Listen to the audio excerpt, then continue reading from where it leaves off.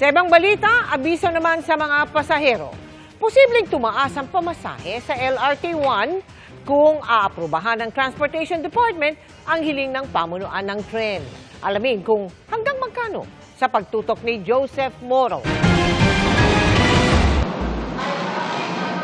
Sa araw-araw na pagsakay ng estudyanteng si Dominic sa LRT Line 1 mula sa FPJ Station sa Quezon City, namamasahe siya ng 25 pesos hanggang Doroteo Jose Station sa Maynila gamit ang beep card o stored value card. Pero posible ang madagdagan ng 9 pesos kung matutuloy ang taas singil sa pasahe sa LRT Line 1. Medyo mataas po siya since mga students lang po kami.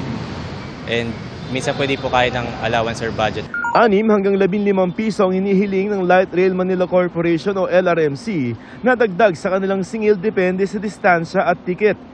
Kung sa stored value ticket, magiging 21 pesos ang dating minimum na 15 pesos mula Dr. Santos papuntang N. Aquino sa Parañaque. At ang dulo-dulong pamasahe mula Dr. Santos hanggang FPJ Station, magiging 58 pesos mula sa 43 pesos. Mas mahal pa ng konti ang mga single journey ticket na magiging 60 pesos, ang dulo-dulong pamasahe na dating 45 pesos lamang. Kanina nagsagawa ng public consultation ng DOTR Rail Regulatory Unit kung saan tinutulan ng ilang grupo ang hiling na dagdag pasahe. Ito po ay may additional kaming dagdag na pamasahe na 520 pesos kada buwan. Yung pinakamaraming mga manggagawa ay minimum wage earner.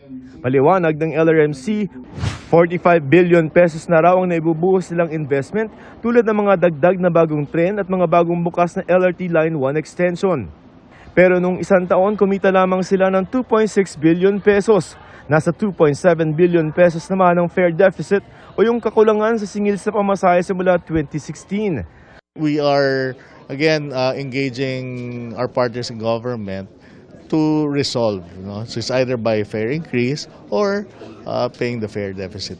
Nakalagay daw sa kanilang concession agreement na pwede silang magtaas ng pamasahe kada 2 taon. Pero simula raw na makuha nila ang kontrata noong 2014, isang beses lamang sila pinayagang magtaas ng pamasahe noong taong 2023.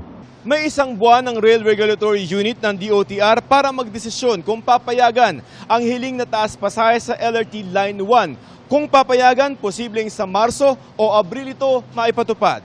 Marami tayong factors na kino-consider other than the actual petition of LRMC. We will also consider the position papers of the different NGOs and organizations that gave a manifestation. We also consider yung affordability, inflation, yung price indices. Para sa GMA Integrated News, Joseph Morong, nakatutok 24 oras.